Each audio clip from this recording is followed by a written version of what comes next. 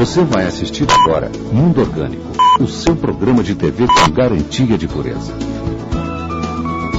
As queimadas e o uso de agrotóxicos são hoje, no Brasil, as maiores causas da poluição ambiental. A extensão do agronegócio brasileiro faz do país o terceiro maior consumidor de agrotóxicos do mundo.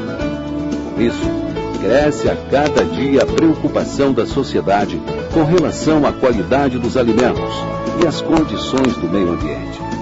Numa época de avanços tecnológicos sem precedentes na história da humanidade, chegou a vez da ciência vir em socorro da natureza. No programa de hoje, saiba como novas tecnologias estão contribuindo para melhorar a qualidade de vida no planeta. E o que os cientistas estão fazendo para tornar os alimentos mais saudáveis e livres de agrotóxicos.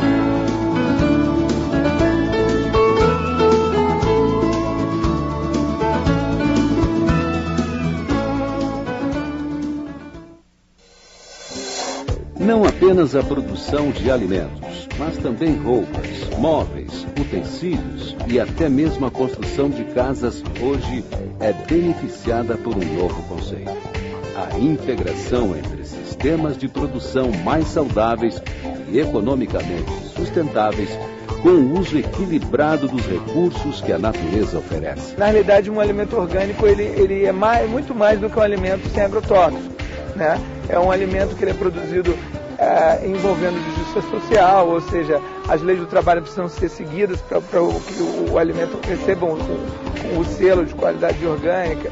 O meio ambiente precisa ser conservado, respeitado. Para se alcançar tais resultados, foram desenvolvidos métodos sofisticados, mas bem naturais. No Núcleo de Controle Biológico da Embrapa Recursos Genéticos e Tecnologia, em Brasília, cientistas já encontraram meios de combater pragas sem o uso de agrotóxicos. É a chamada agricultura limpa, né? Que aí vem a chamada agricultura orgânica. A gente procura trabalhar sempre com os recursos que a própria natureza nos oferece. Nós temos desenvolvimento de bioinseticida para lagartas, percevejos, para gafanhotos, né? Toda sorte de insetos que são pragas das lavouras. A produção orgânica utiliza vários recursos para eliminar o uso de produtos químicos na agricultura. Alguns métodos são modernos e altamente científicos, outros repetem práticas antigas. Todos têm em comum a preocupação com a saúde e com o meio ambiente. Agora eu converso com Francisco Vilela, técnico da Embrapa no Distrito Federal, que vai nos dizer como que a ciência está ajudando a produção orgânica, Francisco. É importante a gente voltar um pouquinho no tempo e lembrar que essas técnicas de produção orgânica, elas ficaram estacionadas no tempo. A gente pode dizer que no início do século passado, quando começou a se desenvolver a agricultura convencional, começaram a aparecer os agrotóxicos, os adubos químicos, essas técnicas de produção orgânica, elas praticamente foram abandonadas. E hoje o que está se fazendo é resgatar essas técnicas e aperfeiçoando essas técnicas para ser incorporada no sistema de produção e para a gente ter um sistema de produção orgânico competitivo. Com relação a essas culturas que eram antigas e que foram abandonadas, por que elas foram abandonadas e agora estão sendo retomadas? O que acontece é que essas cultivares embora cultivares rústicas, elas eram pouco produtivas. À medida que o sistema convencional foi ficando mais competitivo, foi aparecendo novas tecnologias de produção, era preciso desenvolver cultivares adaptados a essas novas tecnologias. E hoje elas estão sendo retomadas porque elas não necessitam de produtos químicos. Como é que é isso? As cultivares atuais que os produtores têm utilizado na agricultura orgânica são cultivares, como eu falei, desenvolvidos para o sistema convencional. Essas cultivares antigas, elas estavam mais adaptadas a um sistema de produção mais natural, sem agrotóxico e sem adubo químico. Embora essas cultivares sejam rústicas e adaptadas a esse sistema, aí entra a ciência, entra os pesquisadores. O pesquisador precisa fazer um programa de melhoramento para tornar essas cultivares mais rústicas, porém mais produtivas.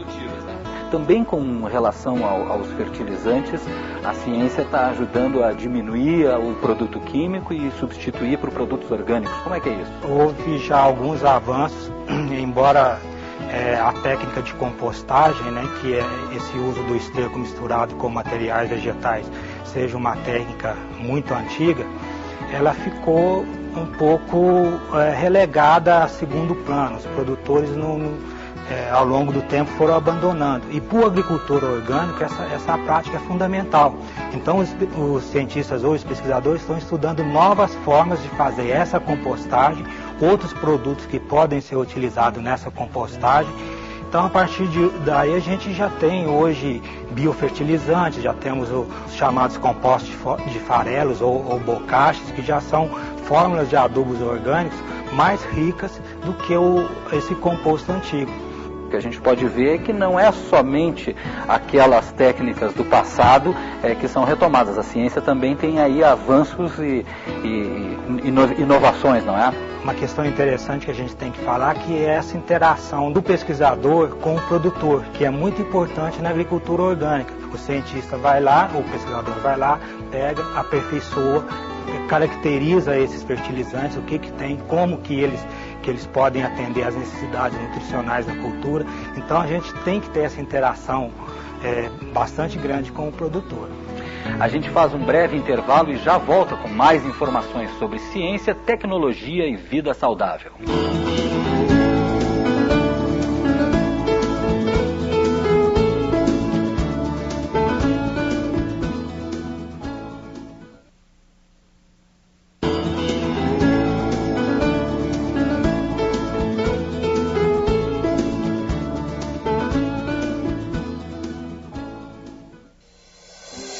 Na agricultura orgânica, o combate às pragas e às doenças das plantas contam com a alta tecnologia dos sistemas de controle biológico, uma resposta da ciência ao uso excessivo de agrotóxicos.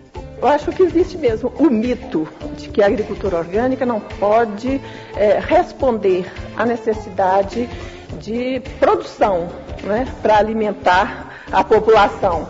É um mito.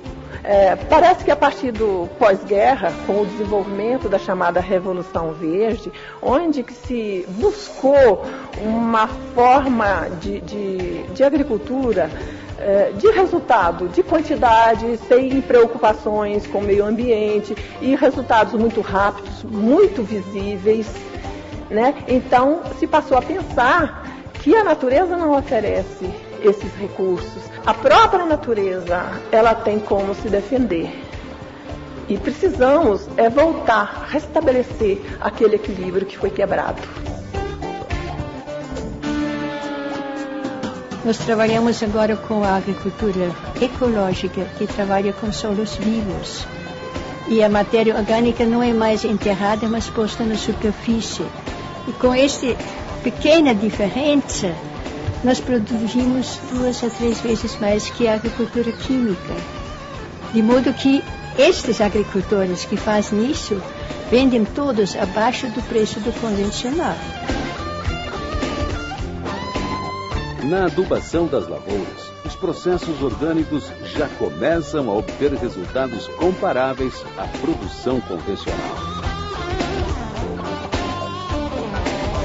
Nós temos desenvolvido, ao longo dos últimos anos, aprimorando fertilizantes orgânicos e organominerais, que são fertilizantes permitidos dentro do sistema orgânico. É um grande desafio, nós já temos muitos bons resultados, e a prova está aqui, manifesta aqui.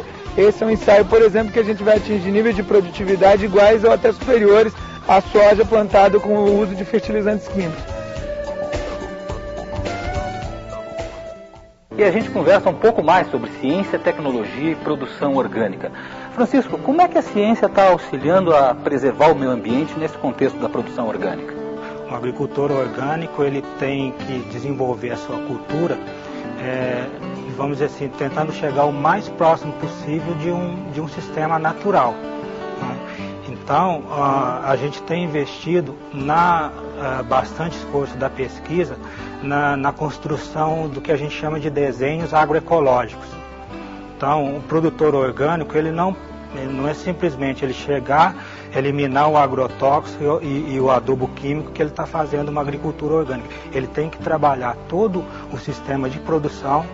Você visitar uma propriedade orgânica, você vai ver que o desenho, a forma como são dispostos os plantios, como que é feito a proteção das áreas de cultivo, é uma situação bem diferente da agricultura convencional. Qualquer tipo de produção orgânica pode ser cultivada sem uso de adubos químicos?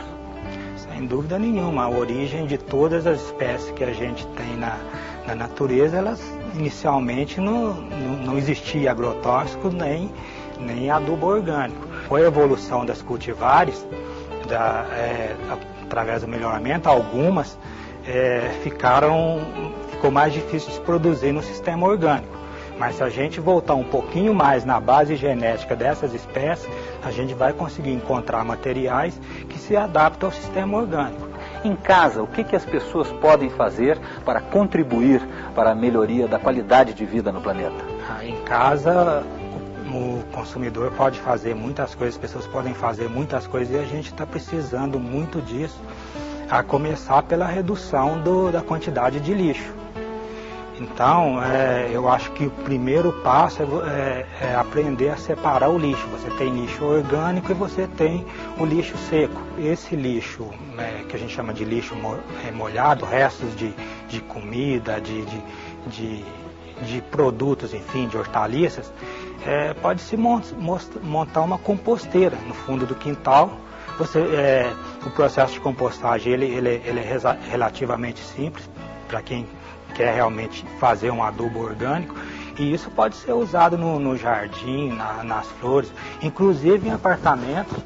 Existe um projeto muito interessante aqui em Brasília, o projeto Minhocasa, que você tem um kit de compostagem que você pode fazer o composto na varanda do apartamento. Dentro de apartamentos, ele não tem problema de contaminação, não faz mal para a saúde você fazer isso? Não, porque o sistema ele é fechado.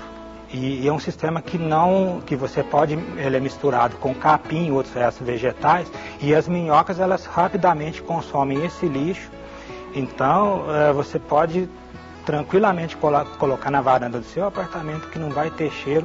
No final você vai ter um produto que a gente chama de humus, que é um produto que tem cheiro de terra e que a pessoa pode usar nos vasos de plantas lá, nas samambaias, nas flores lá, que é muito interessante. Eu agradeço a tua participação, Francisco. No próximo programa da série Mundo Orgânico, não perca. Biofac.